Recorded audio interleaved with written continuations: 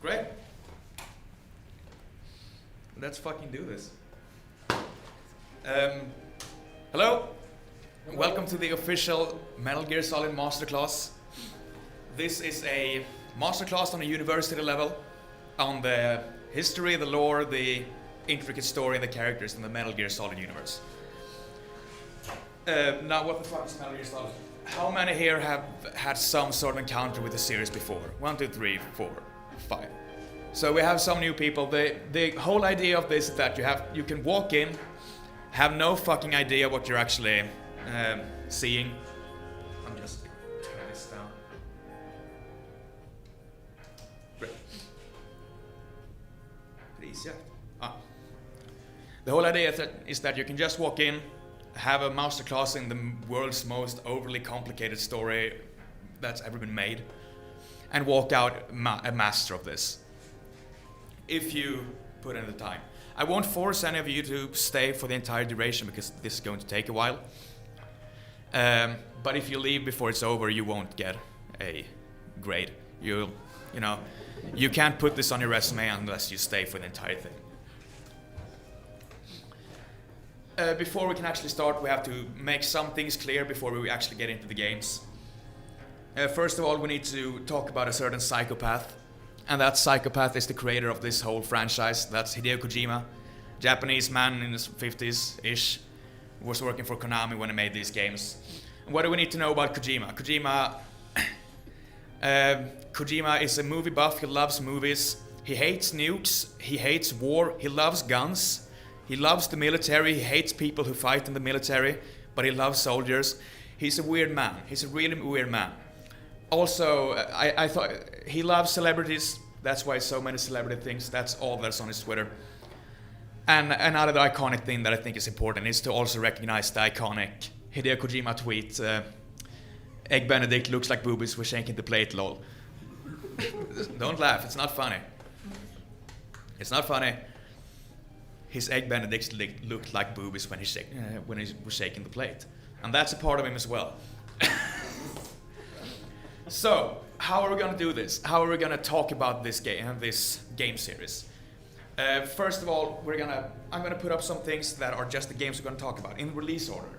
This is the order these games were released in, starting in '87 with the first Metal Gear, then Metal Gear 2, then Solid 1, Solid 2, Solid 3, Solid 4. We have Peace Walker, we have the Ground Zeroes, and we have Phantom Pain. That's the release order. First one released in '87 for the MSX, and then the last one in 2015. However, this is not the order we're going to use. This is only the release order. It's not the chronological order. This is the chronological order, starting with Metal Gear Solid 3 taking place in '64, and ending in Metal Gear Solid 4 that takes place in 2014. This whole game series spans over 50 years. And a lot of the story comes from before this as well. So there's a lot of years to go through. A lot of history and a lot of shit to talk about. We won't use this as well. This is not the order we're going to talk about this. Reason being because we're going to do this in a narrative way and talking about a narrative structure using information that's not given to us. For example, let's say that a big plot twist in Metal Gear Solid 2 is the only thing that's relevant in Metal Gear Solid 3. So what the fuck is the point of Metal Gear Solid 2 if you already know the plot twist? Sort of like that. Imagine watching Star Wars Episode 3 before watching the original trilogy. What's the point of the Darth Vader twist if we already seen the first 3 movies in the chronological order? So we're gonna use my lecture order that I made up. It's basically just the release order, but I put Metal Gear Solid 4 in the end instead, because that's the only logical narrative endpoint. Also, we have to talk about the games that we won't talk about. We won't talk about Snake's Revenge. We won't talk about Ghost Babel. We won't talk about Twin Snakes, which is just a remake of the first one. We won't talk about the Acid games, which are weird like strategy turn-based games. We will talk a bit about Portable Ops. Portable Ops is not canon, but information in Portable Ops is canon. It's weird. There's 3 mobile games. There's the standalone online game. There's the Rising game, which kind of canon, but it takes place after the narrative endpoint. And then there's the zombie spin-off game. Great, now we get into the actual story.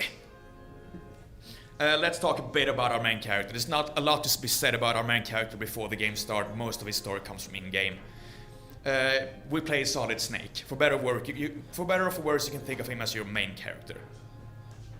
And what's the deal about Solid Snake? He's a cool spy guy. He talks like this all the time. I'm Solid Snake. Real name is David. He's born in '72. He he's half Japanese. That's kind of important. Joined the Green Berets as a kid. He fought in the Gulf War, stuff like that. And then eventually he joined a special forces unit called Foxhound that's led by a man called Big Boss. And that's where the first game starts. Solid Snake is in Foxhound led by Big Boss. So, give me music, please. Music.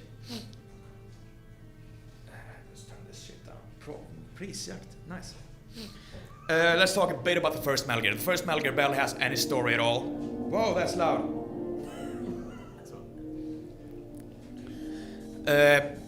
Barely has any story at all, but it's let's just get through it quickly.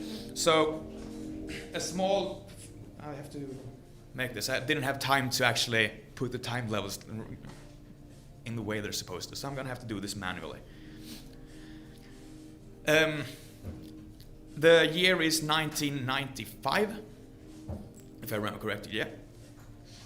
A small area in South Africa has claimed independence. It's a military nation now and it's called Outer Heaven. And it's starting to threaten the rest of the world with nukes and shit. It's going bananas. So Foxhound, a special forces unit from the America led by the CIA, created and led by Big Boss, as we said before, send in their best soldier called Grey Fox. Grey Fox fails miserably and is captured, so they send in a rookie called Solid Snake. Solid Snake goes in and he rescues Grey Fox, and Grey Fox reveals that actually the leader of Outer Heaven is our own boss, Big Boss. So he double-crossed you. He's actually the leader of Outer Heaven, and he tricked every one of you. They didn't really think about the story at this point in the game franchise, so they've been trying to explain this desperately. We can get into that way later if they failed or if they succeeded. But yeah, you fight Big Boss, you fight the Metal Gear, which is a bipedal tank, basically. It's a walking robot. And you kill Big Boss and you explode, or make Outer Heaven explode, and then you go out. Great. This map, we'll be using a bit. I didn't have time to actually use it, to actually put it in everywhere. The idea was that I'm supposed to do this all the time. I think this works up until like Peace Walker, and then I just give up. So that's where Outer Heaven is located on the map, kinda. Let's get into Metal Gear 2. This game takes place in 1999. It was released in 1990. Story is basically the same, that a small nation or a small area claims independence. It's called Zanzibar land. Not Zanzibar. Zanzibar is a real country in Africa.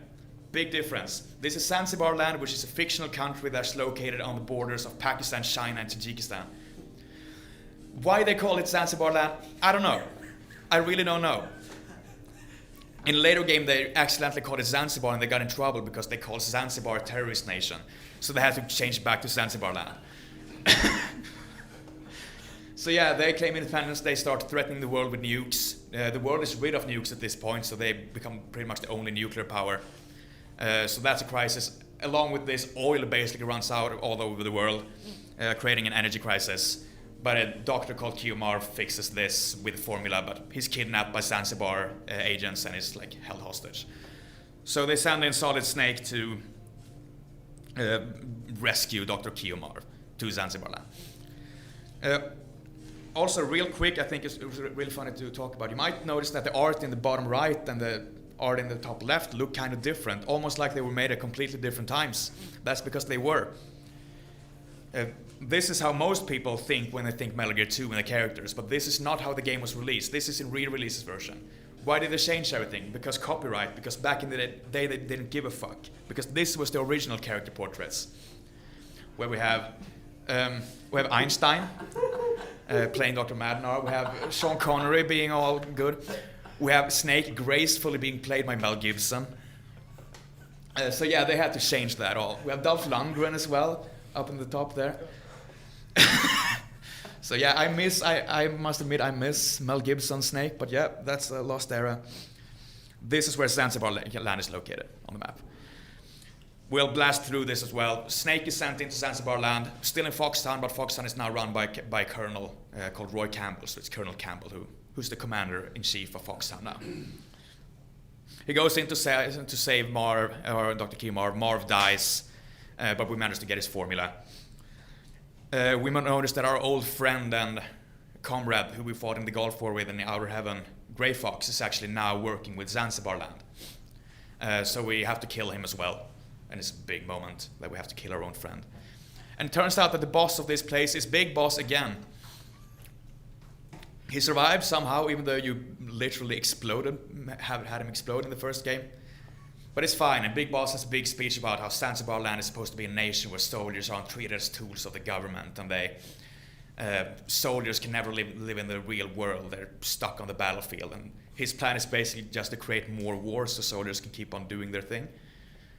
He also, at this point, he reveals that he is Snake's father. He doesn't do this in the game, but in later games they say that, yeah, he did this at this point. So he's Snake's father, for better or for worse. Now we start with the real thing. Now the pre-thing is done. Now we get into Metal Gear Solid. This is where it actually starts going nuts. Now is the point where I actually have to bring this out. And I'll hopefully not fuck this up. I did this all the time when I tried to do this. I always missed important things. So, after 1999, Snake gets like PTSD because he killed his own father and retires from the force. He moves to Alaska and spends his days drinking and dog sledding for some reason. He owns 50 huskies, is mentioned, passing by. Sure. But he's contacted by his former commander, Roy Campbell, who says that we need you for one more mission. You know, the classic thing. And what is this mission? It's to fix what's known as the Shadow Moses incident. Roy Campbell explains all this to Snake that Shadow Moses is a nuclear disposal facility in Alaska. Where also like secret weapons experiments have been conducted. And 5 hours before Roy Campbell says this base was taken over by a next generation special forces called Genome Soldiers. Genome Soldiers are a bunch of soldiers who have been implemented by Big Boss's genes. Because, you know, so you become a better soldier. So the basic explanation is that they take some genes and you inject some genes and now you're a better soldier. And the leaders of this uprising, of this rebellion basically at Shadow Moses, are comprised of former Foxhound members, the same squad Snake used to be in. They also have two hostages. That is the DARPA chief, who's there on visit. The DARPA is basically Defense... Wait, I'm gonna do this. Defense Advanced Research Project Agency. I didn't even look. Who's there, and also a president of an arms company, Arms Tech, called Kenneth Baker. The DARPA chief is called Donald Anderson also. They were there originally to do like secret weapons experiments. We'll talk a bit more about that later. So they're held hostage, and the terrorists are threatening to launch a nuke. Their demands is $1 billion and the remains of Big Boss. So, basically, let's slide there. Here we have where Shadow Moses is located. I think no, there. Whoa, great. So, Solid Snake is sent in. There we have him. And his mission is to infiltrate Shadow Moses, rescue or save the DARPA chief and the Arms Tech president, find out if the terrorists can launch nukes and if they can stop them. That's his missions for this thing. Along with this mission, he has a support team that contacts him via radio. Basically, it's called codec. It's a radio, but it's inside her ear, and it's weird. Well, you'll see how it looks later. The commander of this mission, and Commander Foxhound, Roy Campbell, supports you over this. There's a genetics expert called Naomi Hunter who gives you some shots before to help you stand the cold and things like that, who will also support you. Mei Ling, who's not important, and Master Miller, who used to be your old mentor back in the Green Berets days. And now he's back to support you in survival things, like how to not die from cold. That's your team. And let's talk a bit about the Foxhound agents that went rogue, the leaders of this rebellion, the ones we'll be going up against. And I'm gonna use the exact explanations that Roy Campbell uses when he talks about it in the briefing, because I find them to be very charming. So we have Decoy Octopus, Master of Disguise. We have Sniper Wolf, beautiful and deadly sharpshooter. My favorite, Vulcan Raven, Giant and Shaman. Not Shaman, big difference. He doesn't say Shaman, he says Shaman. So he's Giant and Shaman, he's great. I love him. Psycho Mantis with his psychokinetic abilities. We have Revolver Ocelot, a specialist in interrogation and a formidable gunfighter. And then there's the leader of the rebellion, Liquid Snake.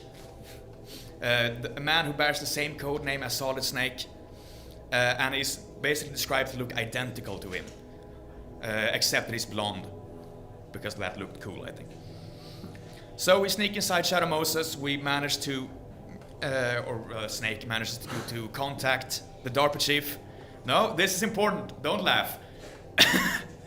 We get into DARPA chief. He's in a cell, but we enter through vents. We talk to the DARPA chief a bit. He reveals that they're working on Rex. What is Rex? Rex is Metal Gear Rex, which is the secret project they were working on in this event.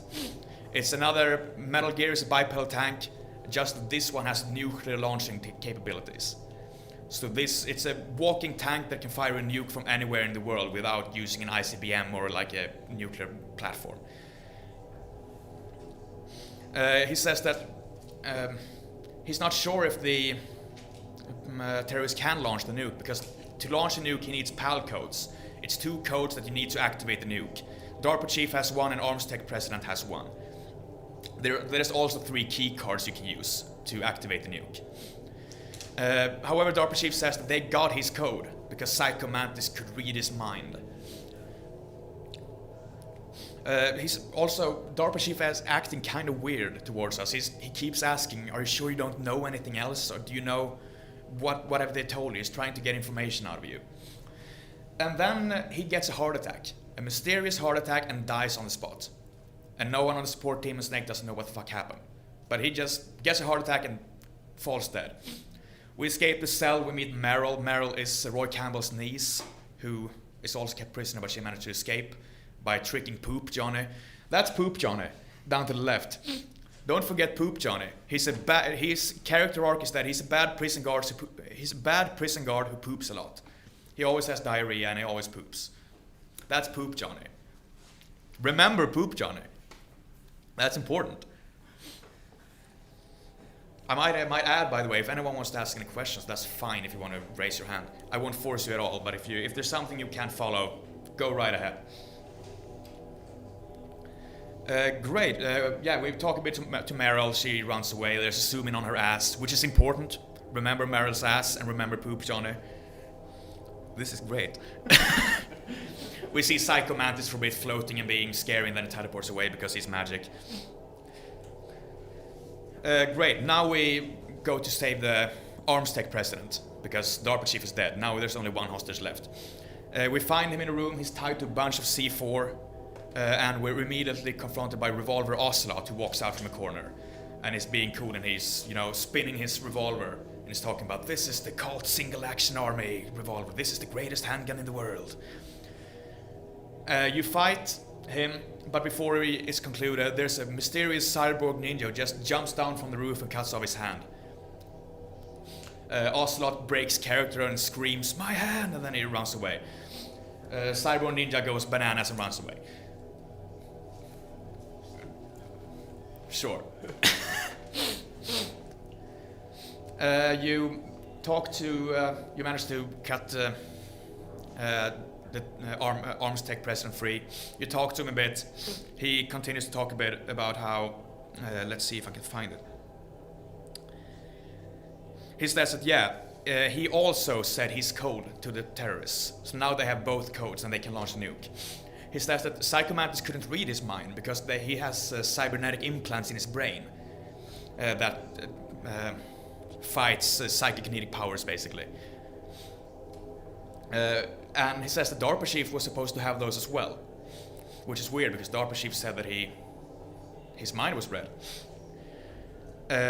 He says that the reason why he's told them his code was because he was tortured, basically.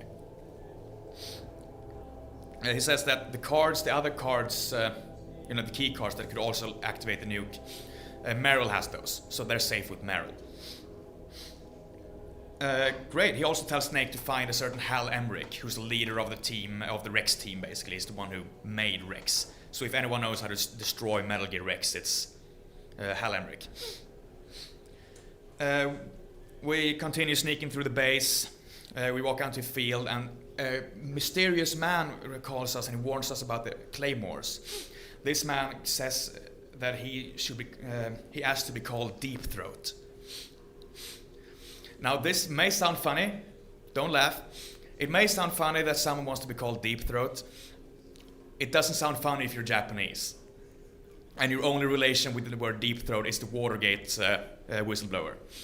So it didn't really work in translation, but it probably sounds great in Japanese. So yeah, mysterious man Deep Throat calls us and warns us about mines. Spoiler, that's Cyborg Ninja. We fight a tank, we beat a tank, Vulcan Raven walks out of the tank and is fine. That's all that happens there. We managed to find Hal Emmerich. He's being confronted by Cyborg Ninja at this point. We enter the room and Cyborg Ninja is really happy to fight us. And he says, "Finally I can fight you, Snake." So we fight him with our bare hands like a man. He says some shit after his beat and then he goes bananas again, like hitting his head against the wall, and then he runs away. And this fight made Snake remember something, so he calls the Colonel and says, "Colonel, that ninja, that was Grey Fox." So that's actually Grey Fox, the guy who died in Metal Gear 2.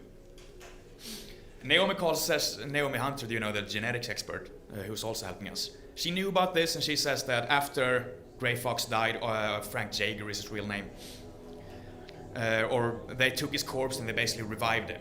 And they experimented a fuck ton on him and basically made him a ghost that's in constant suffering. Whilst they were experimenting, Grey Fox went bananas and killed everyone who experimented on him. He blew up the facility and then disappeared. And now he's here for some reason. And they speculate the only reason why he's here is because he wants to fight Snake one last time. Yeah, that's basically what happens there. We talk to Hal Emmerich, who says, "I don't want to be called Hal, I want to be called Otacon." So from now on, we will basically be calling him Otacon. Otacon stands for Otaku Convention, because our boy Hal is a huge weeb. He loves the anime, he loves the big anime tits. He's actually, the only reason why he went into this in the first place was so he can make huge Gundams, like Japanese anime fighting robots.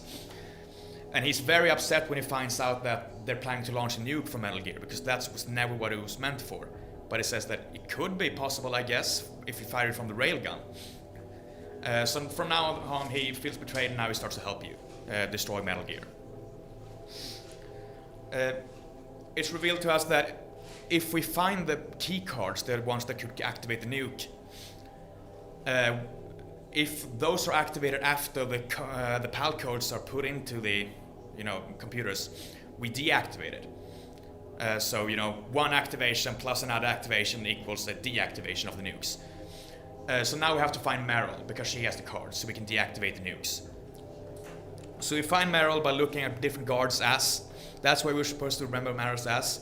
We look at the ass of guards and notice this ass is nice, so we can walk up to it and then we make contact with her. They talk a bit in the bathroom, doesn't really matter. Her character develops, I guess. They bond a bit, I guess. We walk on and she's immediately possessed by Psycho Mantis. That's Psycho Mantis down in the right. This boss fight is fantastic. I'm not supposed to talk about the gameplay too much, but I have to because it's the Psycho Mantis fight. He basically tells you to, put the controller on the floor and I'll make it float. And then he starts vibrating the controller. And every kid in 1998 went fucking nuts. And then he starts reading your memory card on your PlayStation 1. It's like saying games you like to play a lot. It's like, oh, you like to play Castlevania. And then when you fight him, you can't fight him because you can't hit him. And he's reading your mind. And the game console is turned off, or it looks like it's turned off, which also scared every kid in 1998. It's a weird boss fight. You beat him by taking the controller and putting it in the second port, because he's reading you through the controller port. But yeah, you kill him, you fight him, or not in that order. You fight him, then you kill him. And walk on. So now you save Meryl, and what does it do? She immediately gets fucking shot in a big field by Sniper Wolf. You can't save her. She's shot in the leg and in the arm, so she's fine. She's just bleeding. You can't save her because she's like in the middle of the target zone. So you have to walk back and get a sniper rifle. You come back, Meryl's gone. You fight Sniper Wolf, you win. You walk forward, but you're immediately ambushed and taken a gunpoint and captured. You wake up in a torture room with Liquid Snake and Revolver Ocelot, who torture you. Liquid reveals that you're actually brothers, the last sons of Big Boss. So you're tortured shit by Revolver Ocelot. Let's see where I am. I don't want to miss anything. Yeah, when you're in the cell, you call Naomi and pretty much force her to tell you her backstory. She says something like about her dad was Japanese and he was in the FBI during the mafia sting operations in New York in the 60s. So that's her backstory. Our boy Otacon comes to help you, and how does he help you? He gives you ketchup and some tuna because he thought you might be hungry. You use the ketchup to pretend it's blood to trick Poop Johnny, because Poop Johnny is the guardian. Remember Poop Johnny. Also in this cell is the corpse of the DARPA chief, the guy who got a heart attack in the beginning. But it's weird because this corpse seems like it's been dead for a while. There's like maggots on it. It's really disgusting. But DARPA chief has only been dead for like one or 2 hours at this point. So that's a big mystery that will be revealed in a bit. Great. We walk out, we get our gear, we fight a big helicopter with Liquid. Liquid explodes in a helicopter and literally like falls 300 meters down. So yeah, of course he died, right? You fight Sniper Wolf as well. And you kill Sniper Wolf. Great. You continue your way, you meet Vulcan Raven, Giant and Shaman. He's fantastic, he's great, he just talks about nature and stuff. You beat him, and before he dies, he reveals that he says he'll leave you with one last secret, basically. That the man we talked with in the beginning of the game, who we thought was DARPA Chief, was actually not DARPA Chief. That was Decoy Octopus, the master of disguise. So the guy who died of a heart attack was not DARPA Chief, that was Decoy Octopus. So sure, Decoy Octopus is dead as well. But the corpse we found in the cell in the torture room was the real DARPA Chief. Great, we move on, we find Rex in the hangar. We climb in a bit and talk a bit about Rex, it's cool I guess.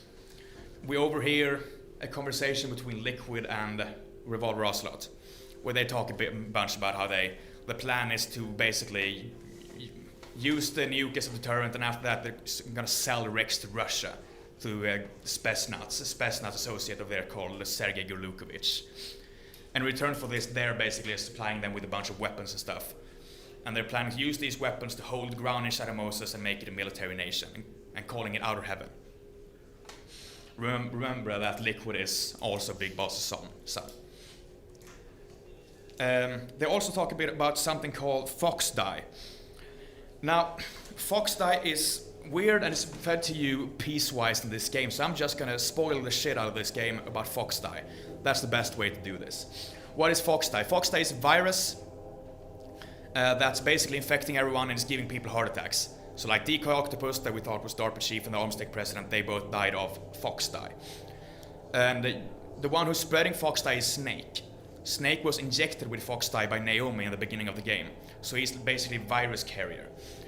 Fox Die is a virus that targets specific people based on their genetic code. So he's basically just a walking biobomb against these terrorists at this point. Some of them die, some of them don't. There's weird explanations why. Doesn't really matter. Plot, I guess. And that's why they need Big Boss's corpse. Because this virus is based on Big Boss's genes, so they think they need the genes of Big Boss to be able to cure this. That's why they want the corpse of Big Boss. Yeah, that's basically what Foxdie is at this point. Great. Oh yeah, we got the key card from Meryl. It's actually just one key card that you have to like heat and cool down to make it work in different ways. So you have to run back and forth a bit. In this moment, you get a call from Master Miller, you know, your old mentor. And he says that he believes that Naomi might be a spy. This is before we know that she injected us with Foxdie. Why? Because her backstory was shit. Because at the time, she said her dad was Japanese and worked in the FBI, but the head of the FBI was Edgar Hoover. He was a well-known racist. He hated the Japanese. Also, the mafia sting operation hadn't even started in the 60s and stuff like that. So her backstory was completely fake. Yeah, and we find out that Naomi has been taken or been arrested. They say that she's been sending coded messages to Shadow Moses. This is a lie, which Naomi tells us in a conversation. She calls you in secret and basically spills the beans. She gave you Foxdie, and the reason why she accepted this role or did this was because she hates you. Because her adoptive brother was Grey Fox. He saved her when she was a little kid, and Grey Fox and Big Boss, so she loves those two. And she hates you for killing both of them, basically. So she wanted to have revenge. But the mission to, or the order from, or rather, I'm losing my mind. The decision to use Foxdie wasn't made by her, it was made by the Pentagon. But she altered the virus before she injected it in secret. Basically, the way she altered it was that instead of doing things at a specific time, she did it so that Foxdie would target, Snake's genes. But it was not clear when it was going to happen. So her ultimate punishment was basically you're infected, but you don't know when you're gonna die. That's the ultimate fear. You'll have to live in fear all your life when you're gonna die. You can die at any point. And that's why she's arrested, in reality, because she fucked with Foxdie and pretty much messed up the whole operation. Great. We enter the key cards, the final key card, to deactivate the nuke, because they were activated before, right? We enter the final key card and it says nuke activated. Snake gets a comedic freak out, and it turns out they never really entered the PAL codes. Who tells us this? Well, Master Miller calls. Our old commander says, "Thanks, Snake." Pretty much, because they accidentally killed the DARPA chief and didn't get his code, so they just tricked you to do that. Now, why the fuck is Master Miller saying this? Plot twist. Master Miller, the guy that Snake has known his entire life, that's not Master Miller we're talking to, that's just Liquid with sunglasses. He fooled us all. We never talked to Master Miller. Master Miller was found dead in his house. We've been talking to Liquid with sunglasses all this time, and everyone is shocked. So, we go out with Liquid, has a sort of a speech about Big Boss and how he's not going to do this in a strange sort of love. He doesn't love Big Boss, he doesn't respect him, he hates him, and he wants to be better than him. That's why he's doing this, basically. He mentions something called l'enfant terrible. This is important, please remind me to say this if I forget to say this, which I did last time I tried to rehearse this. And I remembered about l'enfant terrible 4 games from now, and I remembered that. Oh fuck, that was important. So Liquid gets in the Rex and is about to fight you. You beat Rex with some help from Cyborg Ninja, Grey Fox. Grey Fox dies in the process, but you basically destroy Rex. You wake up on top of the... you pass out because of the explosion. You wake up on top of the Metal Gear. You have no shirt for some reason. Neither does Liquid. I don't know what he did when you were passed out, but somehow he removed both your shirts. And now he reveals what l'enfant terrible was. Now, what is l'enfant terrible? L'enfant terrible was a project by the USA in the 1970s to clone the perfect soldier, to create the perfect soldier. And how do we do this? Well, we have this fantastic soldier called Big Boss. We just clone him, basically. And that project led to 2 babies. And those babies are Liquid Snake and Solid Snake. So they're not his biological sons, they're clones in a project to create the ultimate soldier. However, in this project, the reason why there's 2 of them was because they needed one to have the dominant genes and one to have the recessive genes. So basically, one got all the good things and one got all the bad things. The one who got all the... Liquid says he's the one who got all the bad things, and that's why he hates Big Boss. He was doomed from day one, basically. Yeah, Colonel Campbell calls us and warns us that I can't keep silent anymore. They're about to bomb the place. So the Pentagon is now planning to bomb the entire Shadow Moses because Rex is now destroyed. The only reason they didn't bomb it before was because they wanted Rex. Now that Rex is gone, they're just gonna nuke the entire place. After this, Roy Campbell, Colonel Campbell is arrested for high treason and saying top secret information. And the Secretary of Defense, Jim Houseman, comes in and, with his huge dong and basically takes over. And he insults us for a bit, basically, and then that's it, I guess. We fight Liquid, and we win against Liquid. Liquid falls down the Rex and explodes into a huge bolt of fire. Of course, he's dead, right? So we escape with Meryl. We escape with Meryl in this car. Liquid follows us because he's not fucking dead yet, of course. You reach the surface and you both crash your cars. You and Meryl are stuck under the car, and Liquid, like very hurt, walks up to you and is about to shoot you. But in the last second, he gets a heart attack and dies because Fox dye started to affect him. And now there's another mystery, right? Because why didn't Snake die? They have the same genetic code. That won't be explained until like 3.5 hours from now.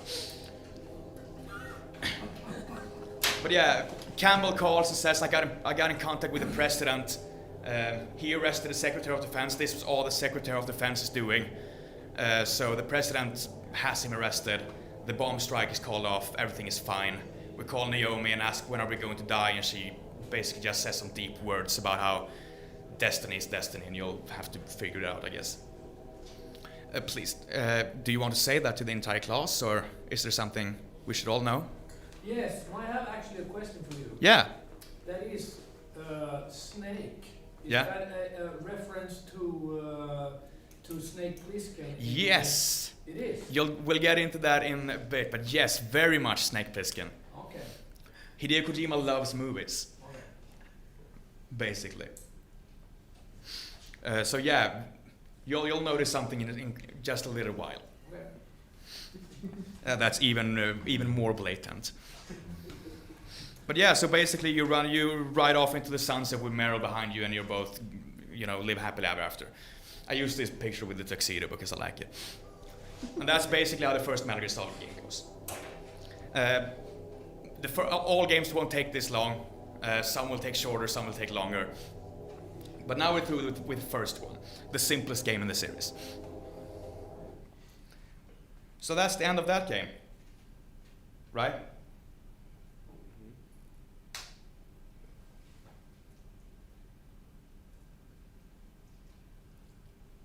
Yes, sir. The entire unit was wiped out. That's the voice of Revolver Ocelot. Those two are still alive. The Vector? Yes, sir. Fox dye should become activated soon. Right on schedule. Yes, sir. I recovered all of Rex's dummy warhead data. No, sir. My cover is intact. Nobody knows who I really am. Yes, the Dartmouth chief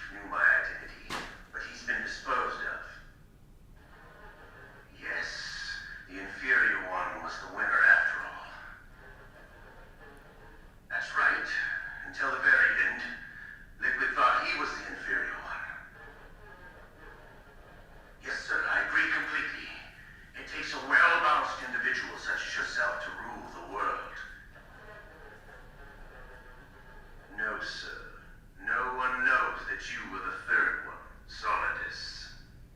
What should I do about the woman? Yes, sir. I'll keep her under surveillance. Yes. Thank you. Goodbye, Mr. President.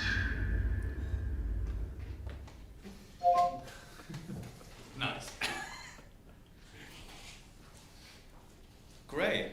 Oh, there's a cute anime girl. Martin, look away. That's the first game. So we move right on to Metal Gear 2, and I think either we'll just go through this or we'll take a break in the middle of Metal Gear Solid 2. But here's Metal Gear Solid 2. Oh, this transition, do you see that? That's cool, right? Nice. Now, let's see, is it too loud?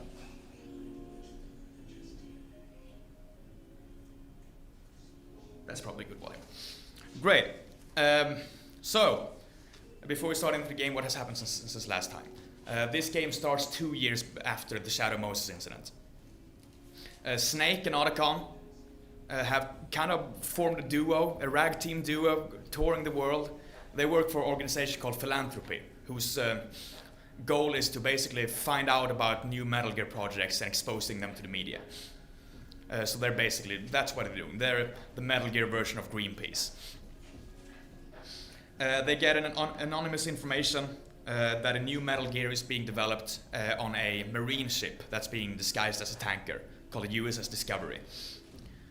The reason why Otacon chose to believe this is because it was the anonymous tape was signed EE, which was what he used to call his sister. So, oh shit, I was supposed to switch to this before. Yeah, tanker incident. Great. Move on. So, Snake jumps onto the USS Discovery from the Washington Bridge in New York. And immediately when he jumps onto it, he notices that, oh shit, this ship is right now being seized by Russian mercenaries who are like killing every Marine in stealth. And they're led by Sergei Gorlukovich and a certain Revolver Ocelot. And their plan is basically to walk in there and steal the new Metal Gear from the Marines. So we sneak some shit, I guess. I'm gonna say that a lot. We sneak some shit because that's what happens. We fight Sergei Gorlukovich's daughter, Olga Gorlukovich, and we manage to knock her out. She mentions that she's pregnant as well. Yeah, so basically the terrorists or the mercenaries managed to steal the new Metal Gear called Metal Gear Ray. We see a bit of it down there to the left, next to Ocelot's face. But in the last second there, the Russians are betrayed by Ocelot, who shoots Gorlukovich and activates bombs on the ship, making it sink. Get ready for some stupid shit, by the way. This is going to get really stupid right now. Because Ocelot is about to enter the new Metal Gear, but Snake comes close and he gets like a seizure. Ocelot gets a seizure. And we notice that he has a new arm. And then he turns around and he's liquid. Now what the fuck happens? Basically, Ocelot lost his arm and for some reason he transplanted Liquid's arm onto his own. But Liquid's soul remains in the arm and possesses Ocelot at times. You have to wait a very long time for an explanation for that. For now, ghosts, I guess. It's ghosts. So, yeah, that's what happens. But, Ocelot regains control and takes the ray and leaves. The tanker sinks and everyone dies. Snake is blamed for the incident, but Snake dies here. Everyone dies. For all we know. Some people may have survived. But yeah, Snake, his corpse is identified and he's dead. So, by the way, that's where New York is. So that's where he jumped down to the USS Discovery. It sank a bit further out.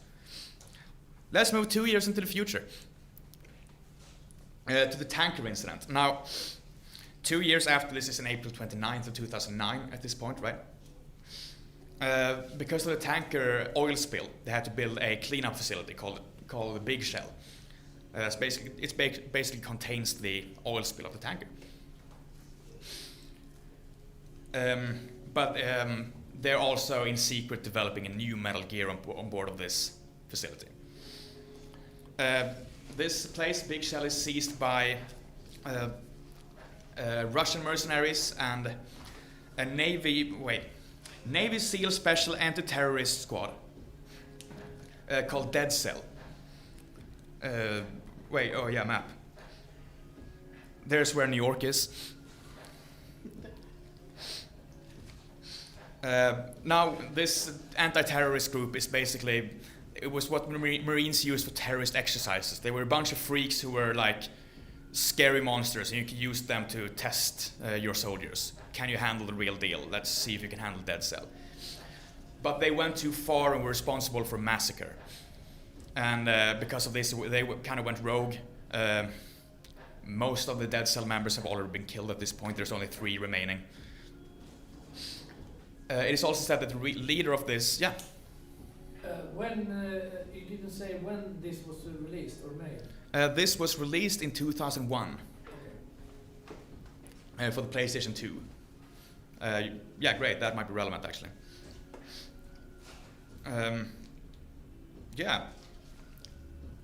It's also said that the leader of this rebellion calls himself Solid Snake.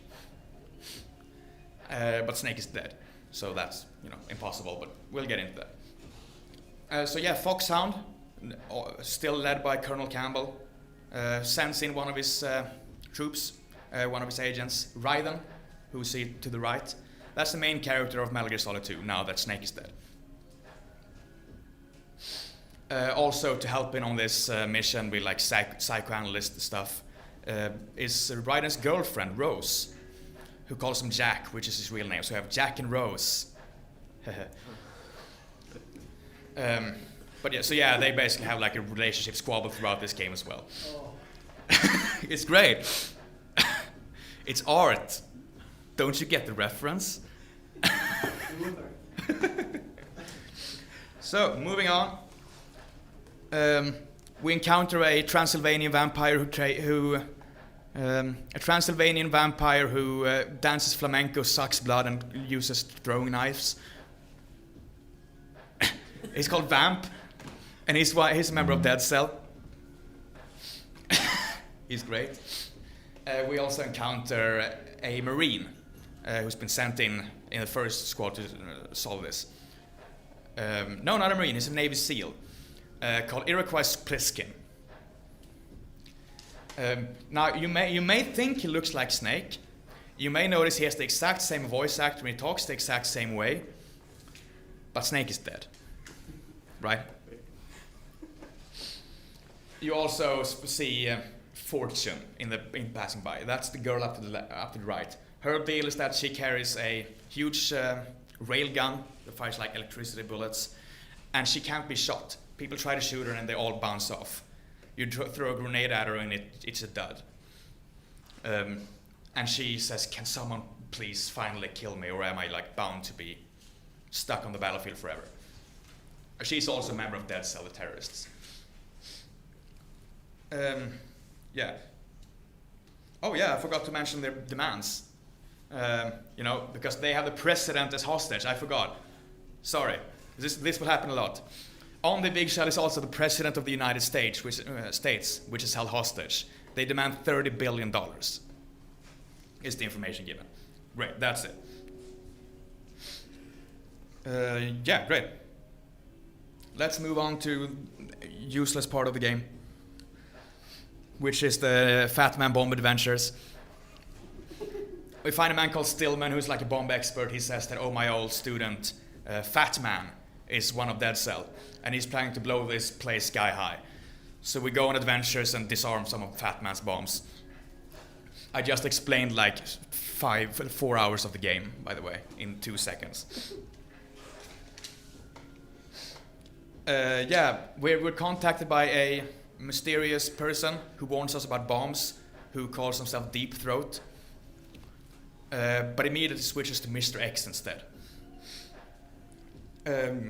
Yeah, that's basically it. We fight Fat Man, we kill Fat Man.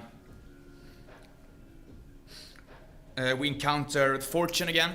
We fight Fortune. We can't beat her because she can't be shot. So we basically just run around and escape her fury.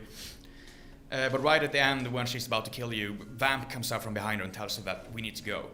Raiden takes this moment to try to shoot her again. The bullet, steers away and hits Vamp straight in the forehead, which we see up to the right. Fortune starts to cry, and we sneak past her. Vamp wakes up, because Vamp is immortal, by the way. He's an immortal Transylvanian vampire who dances flamenco and throws knives and sucks blood. We also meet a cyborg ninja who just appears out of nowhere, helps us, gives us some key cards, mysterious. We sneak into the heart of the first part of the Big Shell and find a man called Ames, who works with the Pentagon and works with the president. We're supposed to talk to him for him to give us information where the president might be located. And he tells us a bunch of information, basically, exposition. First he asks us, are you sent in by the Lalilulelo? We don't know what the fuck that means yet. We'll know what that means in just a little bit. Basically he reveals some shit like to launch the nukes, which there are nukes on this base for some reason. To launch them they need the physiological data of the president. So the president has passwords and he has to put it in on his own free will. So they can't launch anything unless the president wants to. However, it's also revealed that they've actually managed to input the first code. Now they have to wait 20 minutes and then they can input the next. So the president must be working with them. Also revealed that the new Metal Gear is in fact the entirety of Big Shell. Big Shell is one big Metal Gear.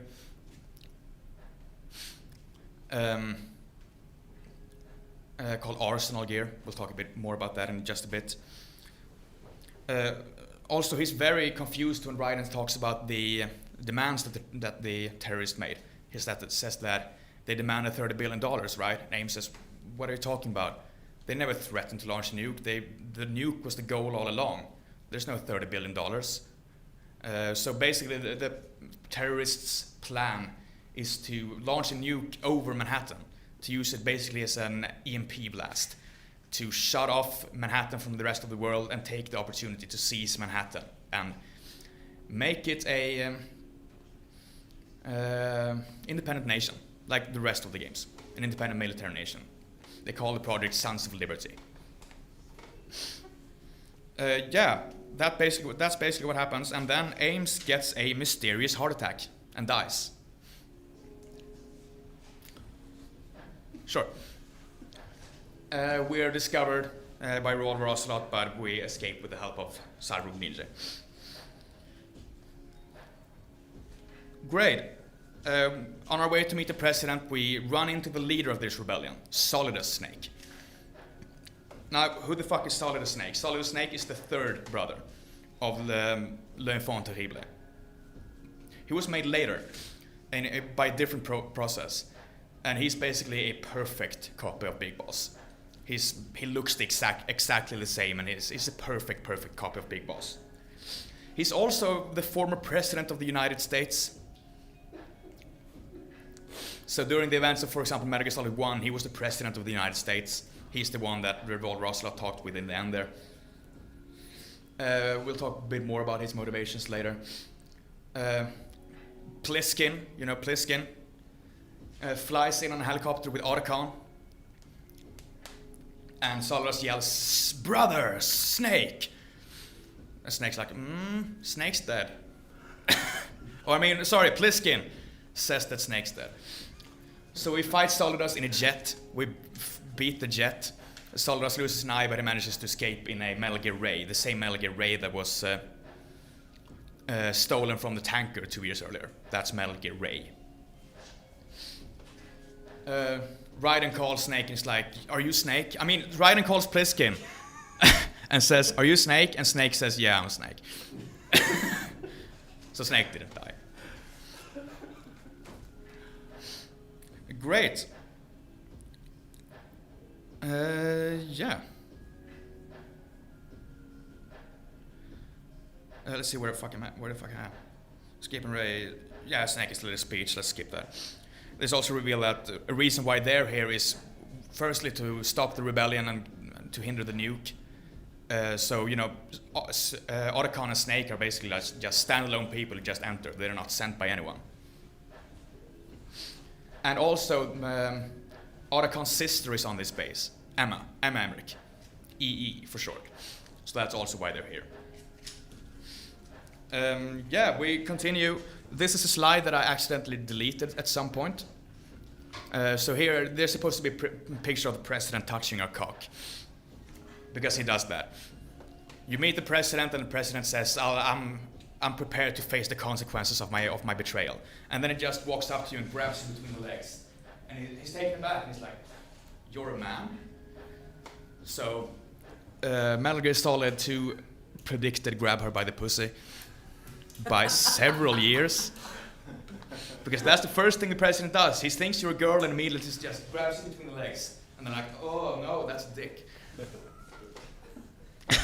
I just wanted to add that. I think that's important. So, why did the president help them? That has to do with these guys. The Patriots. Now is an exposition dump. Prepare for an exposition dump. What are the Patriots? The Patriots is a secret organization that runs United States. Everything. It's basically Illuminati. They run everything. Democracy is a lie. There's no the Congress doesn't do anything. The president is just a face. You know, the voting is manipulated. Everything is controlled by the Patriots. Let's see where I'm at. Yeah. Now, why did the president go against the Patriots? Because this Arsenal gear, the Metal Gear we're on, is actually Patriots' project. It was because he wanted real power. He didn't want to be just a pretty face anymore. And he planned to use this as a bargaining chip. Now, what's important about Arsenal gear is not a weapon in the normal sense. Think of it as like a huge computer, its goal is that it can digitally control information in the information age. Please no phones in class. Always the people in the back. It controls information. It's basically a huge censorship device. They can control which, they take every digital information that comes in and can sort it through and decide what goes through to the other side. Because, you know, for a secret organization that runs the world, internet isn't that good. It might be very hard to keep things secret on the internet. Now, however, he and the president and Solidus. Be back. We'll be back. Okay, good luck if you'll be back. The president and Solidus had a disagreement basically Solidus betrayed the president. Because it turns out that the Solidus doesn't plan to use Arsenal gear as a bargaining chip. He plans to start a war against the Patriots. He wants to destroy the Patriots. There's a problem with this though, and that's are you all aware of the theory about the power vacuum? Right? Yeah. Everything is held by one person and then that power is removed from existence. What happens? Chaos. Everyone wants to fill that power vacuum and it just becomes war. But that's what Solidus wants. Yeah. So the president of the United States and Solidus came into cahoots to gain access to Arsenal. Yeah. Okay. Yeah. And threatened to launch a nuke. Yeah. Okay. But then it turns out that Solidus didn't just want to use it as a bargaining piece. He's actually planning to start a war against them. Yeah. Does the Patriots have anything to do with the Lale Lule Lo? Sorry? Does the Patriots have anything to do with the Lale Lule Lo? The Patriots and the Lale Lule Lo are the same thing. The Patriots, the Lale Lule Lo is a code word for the Patriots, basically. Yeah, basically that's it. In later games, there's even like a way that you can't even say the Patriots. You can only say Lale Lule Lo. That's why they say Lale Lule Lo. Great. And that's basically the Patriots. Yeah. So while Solidus was the president, former president of the United States, George Sears is his real name. Everything went well until. Can you do me a favor, by the way? Can you look if the camera's still going strong? Yeah, great. Yeah, I'm going to trust it. But while he was president, something happened that made the Patriots very angry at him. Oh, fuck. Pencil.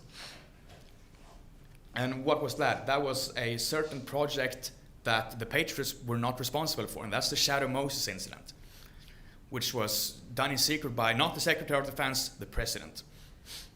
But the President just covered it up well. Which at the time was Solidus. Yeah, exactly. And Shadow Moses was a huge fiasco, and it put everyone in a bad spot, including the Patriots. The Patriots became furious at him. And they had him resign, and they were planning to eventually have him die of a disease. However, Solidus, or George Sears, predicted this, and with the help of Ocelot, he went underground to prevent him being killed by the Patriots. And ever since that point, he's been planning his revenge, basically, for 4 years now. Great. Yeah. Oh yeah, and I forgot to say, Arsenal gear, the metal gear that's supposed to hold digital information. There's an AI that's going to control it called GW, GV, Leif i Förna, which is important. They're planning to implement GW, or the Patriots are at least. So, the president also tells us to find Emma Emmerich, because she was responsible for the AI programming of this thing, and she's also been developing a virus that can shut down GW. Great, and Emma Emmerich is of course Arkan's sister. So that should be it about that. Yeah. Also, the president tells you to kill him, because then they can't enter the next nuclear launch code. It tries to make you kill him, but before we can do that, Ocelot kills him. Which is weird, we don't know why. Sure, Ocelot kills him. So we go away and try to find Emma. That's Emma up to the right. Up to the left is Ocelot after he's killed the president. So we meet Vamp again, and we fight Vamp, and we kill Vamp. He basically falls down like some weird water that has no buoyancy and just falls forever. And yeah, we find Emma. There's some backstory between her and Arkan. She's basically in love with Arkan, but Arkan fucked her mother. There's step brother and sister. Important. So that's his stepmother. He fucked his stepmother, and that made his father kill himself. No. If I have to write down and remember that plot point, you have to remember that as well. No, that's it. He was like 17 at the time as well. But yeah, his father was in a wheelchair, and he killed himself by rolling into the pool.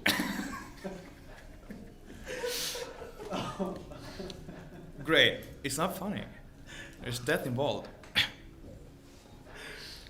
Yeah, and she says something about, oh, you left me behind, and blah, blah, blah, blah, blah. Doesn't really matter. We try to bring Emma to the computer room so she can implement the virus that kills GW. On the way there, when she's walking across some like planks in the middle of the ocean while you cover her with sniper, guess who jumps up out of nowhere but our boy, Vamp. He didn't die, of course. Doesn't he walk on water? Of course he does. He Naruto runs across the ocean. So he basically takes her with a knife to his throat. We manage to shoot him in the head, and he falls down and he dies. Of course he dies. Though he actually dies. However, he manages to stab Emma in the back. So Emma is dying at this point. We bring her back to the computer room. She manages to install or implement the virus into the computer, and then she's dying on the floor. And the Snake is all sad about this, of course. No, it's not Snake. Otacon is all sad about this. His sister is dying, and you know, a part of her maybe wanted to give her the dick as well. No, Ocelot goes around. No, not Ocelot. Fuck, Otacon. Otacon. If there's one thing you need to know about Otacon is that Otacon is a good bro. He loves anime, and he gives dick. Surprisingly good dick, according to the lore as well. So, moving on. Emma dies, which makes him sad. The virus isn't fully installed. Something blocks it. So we're not sure if it really works or not. Ocelot is all crying and scared, but you know. Now, pay attention, everyone. I'm serious. This is the most important moment in Metal Gear history. Because Ocelot is sad, and what Snake and Ocelot, not Ocelot, Otacon. Snake and Otacon are bros, right? And what do bros do when bros feel bad?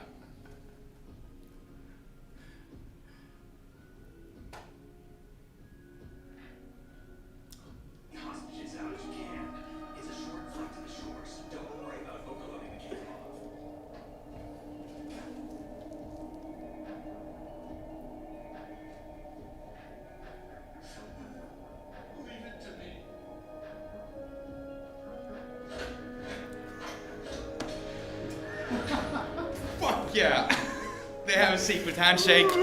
Of course they have a secret handshake.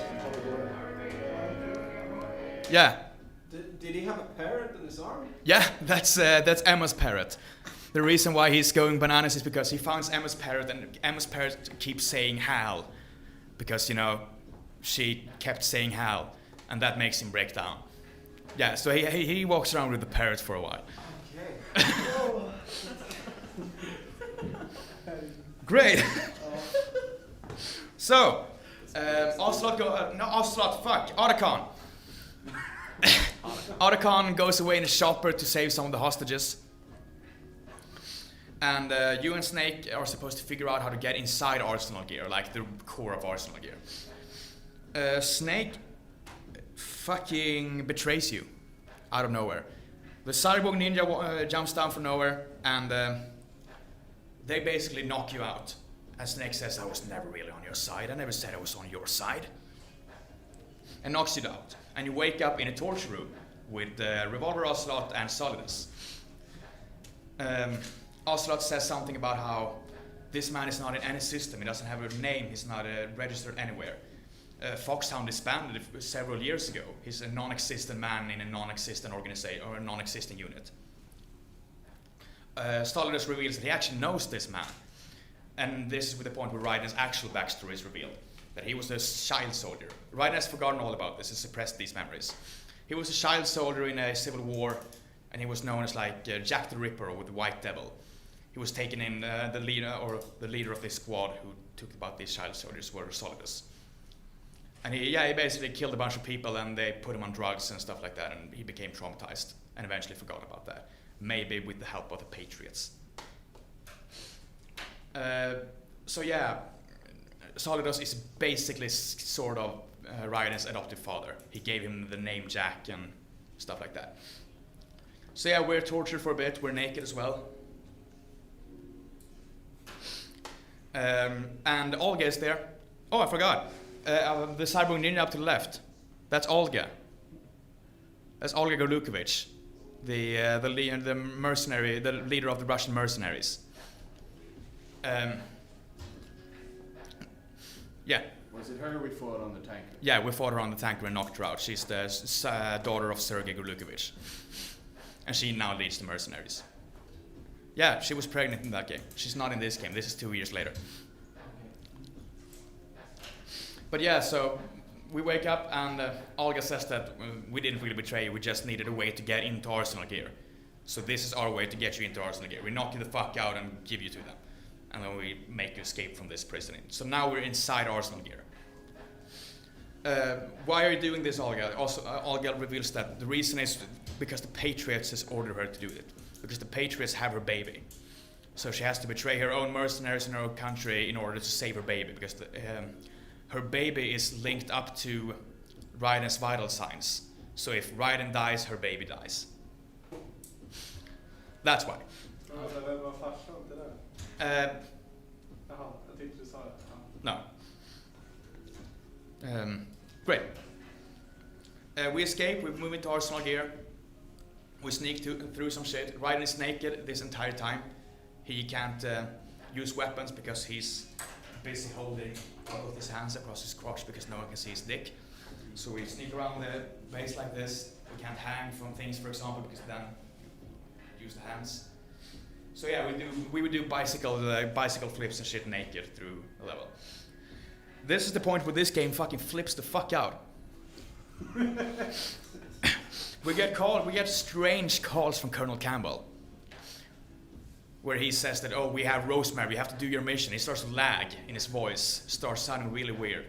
And he starts calling us all the time, saying really strange things like, Raiden, when I was driving yesterday, I saw a bright light, like an alien, and then I woke up at home. What do you think happened? And he says things like, yeah, I hear it's amazing when the famous purple stuffed worm in the flapjaw's face with the tuning fork. He says things like, it's enough, Raiden, go home, I'll do the fighting. Turn off the game console right now, Raiden, this is all just a role-playing game. He goes bananas. He starts naming a Japanese train station in a Tokyo line. He says lalilulilo, lalilulilo over and over again. He's flipping the fuck out. We get a call from Rose as well. If you remember that Rose exists, she's been a part of this whole thing and blah blah blah blah. And she reveals that Rose is actually a spy for the Patriots. She was ordered to keep an eye on Jack. Everything was fake. Their love was fake. And Raiden basically tells her to go to hell, but right before she goes to hell, I guess, or before her connection is cut off, she says that, Jack, I'm pregnant. Great. So yeah, things flip the fuck out right now. What the fuck's happening? We move on. Whilst we're naked, we meet Snake, now wearing his iconic suit. That's basically what it would look like when we're naked, by the way, when we sneak through. Yeah, we fight some shit, we sneak some shit, we get the sword that Olga was using. We ask Otacon about these weird transmissions between the Colonel. What the fuck's happening? And Otacon does some digging and says that this transmission between you and the Colonel comes from inside GW. It seems like you've been talking to an AI the entire time. So Colonel was never in this game. There's no Colonel Campbell in this game. It's just an AI. It's GW we've been talking to, the AI GW. The reason why he's flipping out now is because the virus that Emma gave him. So he's basically just malfunctioning. Yeah, so Raiden gets like an existential crisis, like, what the fuck's happening? Like, is anything real? Is Rose real? Am I real? What's real? God? I don't know. He has like problems, I guess. But yeah, we meet Fortune, and Snake stays behind to like distract Fortune and fight Fortune. You know, the girl who can't be shot. So we move on. We fight like 25 Metal Gear Rays, because why the fuck not? Olga comes in to help us because she can't let us die, because then her baby will die. However, Solidus comes out of nowhere and just shoots her in the head with P90. So now Olga's dead. However, in the last second, the Rays go bananas. They malfunction. Why? Because GW is fucked at this point. GW is completely fucked. And GW controls the Metal Gear Rays. Solidus is pissed because now his plan is basically ruined. He takes out the Rays and knocks you the fuck out. You wake up on top of Arsenal gear. Snake has been taking capture as well. So you're standing there with Fortune, Solidus, Ocelot, Snake, and yourself, and a Ray in the background. I'm gonna take. Oh fuck! No, I did something bad. A solid. It smells like it's burned. Why does it smell burn? It's coming out. It's probably fine. Great. He says that the Arsenal gear is fine. The Arsenal gear was never the real objective. The real objective was getting their hands on GW. Why? Because GW is the system that's supposed to decide which information stays in and which information stays out. Which means that GW has access to this information that's supposed to be filtered out. Meaning that, for example, a list of names of 12 people called the Patriots, who no one knows who they are, should theoretically be inside GW. But now GW is destroyed. How the fuck do we do it now? He says he has some other way. But that's his mission is, his real mission is to get a list of name of the Patriots and kill them off. However, Ocelot starts laughing. And everyone's like, well, fuck you laughing. It's worrying when you start to laugh. And it turns out that Ocelot is actually I don't know what is he at this point, 5 times agent. Not double, not triple, more, I guess. And he's working for the Patriots. And he reveals that this is the real twist of this game. This entire thing was actually a planned exercise. Everything was planned by the Patriots. This is called the S3 exercise, or the S3 program. Stands for Solid Snake Simulator. The theory, it was to test the theory that any man can be shaped into Solid Snake given the right circumstances. So basically this entire thing was meant to be as similar to the Shadow Moses incident as possible. Dead Cell filled in for the Foxhound agents. They chose Solidus because Raiden is the one who's supposed to be S3. Raiden is his relationship with Solidus is similar to that of Snake and Big Boss. The torture scene, the cyborg ninja, the heart attacks. Aim's heart attack was actually just some of his nanomachines inside his body flipping out to become, yeah, sure, it has to be similar to Shadow Moses, let's just give him a heart attack. And there's a bunch of other little shit that's exactly like the first game to simulate this. That's called the S3 plan. However, there was one thing that was not planned, and that was that the real Solid Snake would show up. That was the only thing that wasn't part of the plan. Where am I? There. Fortune gets furious and tries to shoot Ocelot. But before she can do it, Ocelot shoots her. Whoa. Turns out she's not magic as she thought. It was just Patriot's nanomachines or technology that protected her. So now Solidus tries to shoot Ocelot, and Ocelot can't be shot because now he has the same technology. Fortune survives for a bit, but she's shot. She's shot right in the heart, but it turns out her heart is on the right. No reason for this. She just has that, I guess. Now that the exercise was a success, they come to the conclusion, or Ocelot comes to the conclusion. So now he just has to escape, kill everyone, and bring the data to the Patriots. So he goes into the Ray and plans to escape.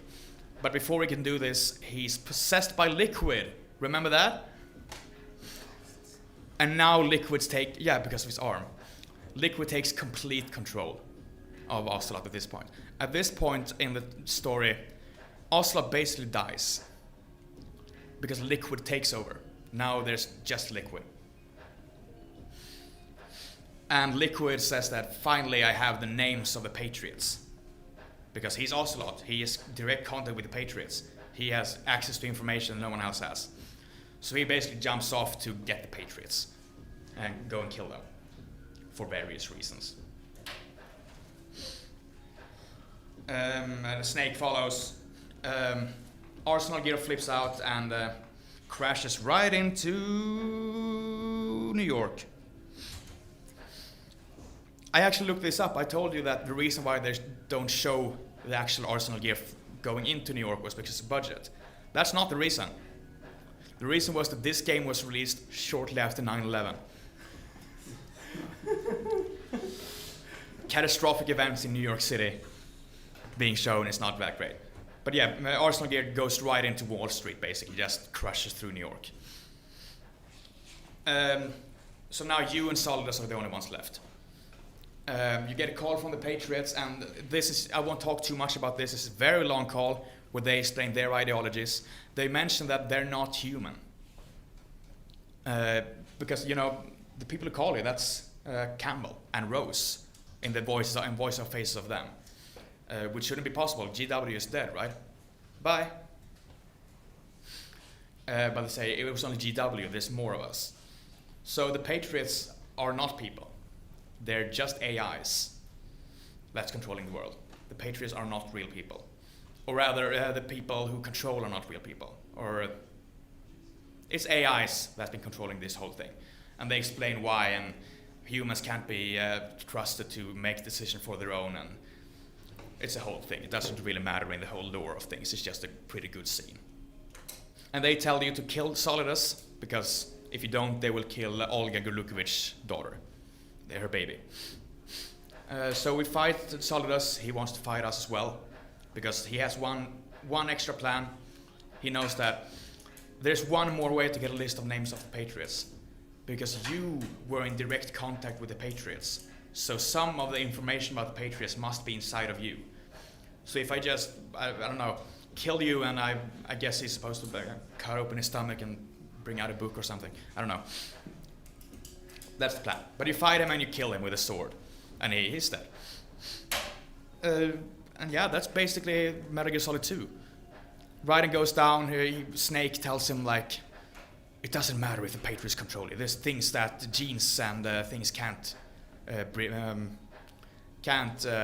control. They can't control your thoughts or what you leave behind or culture or blah blah blah. And tells Raiden to just live his life. And the last scene is him and Rose, and they hug each other, and they're gonna live happily ever after. That's Metal Gear Solid 2. That's the ending point of Metal Gear Solid 2. Right?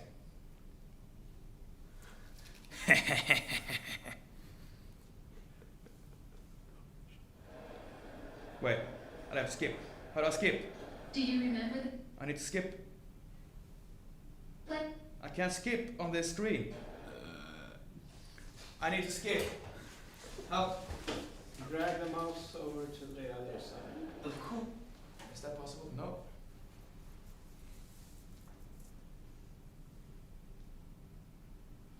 Tryck upp på tuben istället då. Ja, det är det jag gör. Jag kan inte göra det heller. Escape. Hjälp! Alt F4. Okay, we'll do it this way. Fuck it, we're doing it live!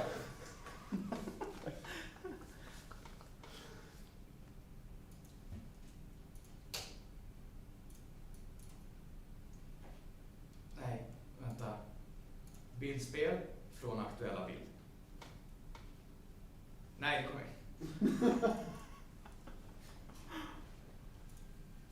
We're doing it this way. We have to watch the commercial first. Sponsor. This is still running. Great. Everything's going fine so far. We'll take a short break after this as well. Get some coffee and... Do you remember this place? Yeah, blah, blah, blah, blah, blah, blah. Of course. Yeah. Of course. That's how Raiden sounds. And this is Otacon's voice you'll be hearing.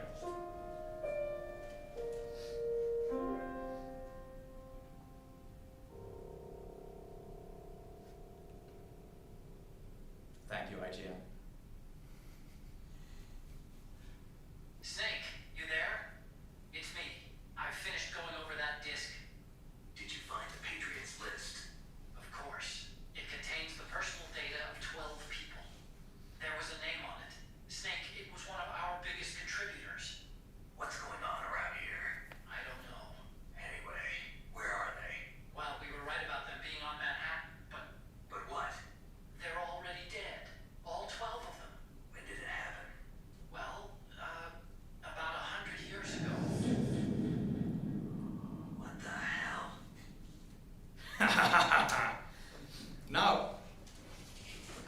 you know everything you learned so far.